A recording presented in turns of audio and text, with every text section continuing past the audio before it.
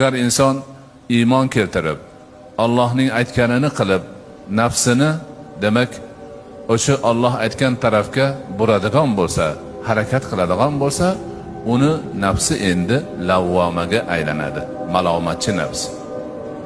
Egasiga, "Hoy, nimaga uxlayotibsan? Tur, namozingni o'qi. Kech qolding-ku" deydi. "Nimaga falon narsani qilmayapsan? Bu farz-ku.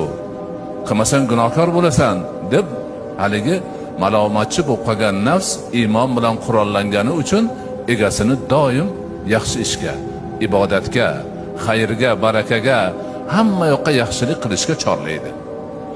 Ana endi o'sha malomatchi nafsini malomatini e'tiborga olib, banda o'zini o'ngmasa, ibodatini o'rnida ado etsa, shariat aytgan narsalarni qilsa, butun mavjudotga yaxshilik qilib yomonlikdan tiyilsa, keyin tarbiya topib borib insonning qalbi nima bo'ladi? Nafsi mutmainna bo'ladi, xotirjam bo'ladi.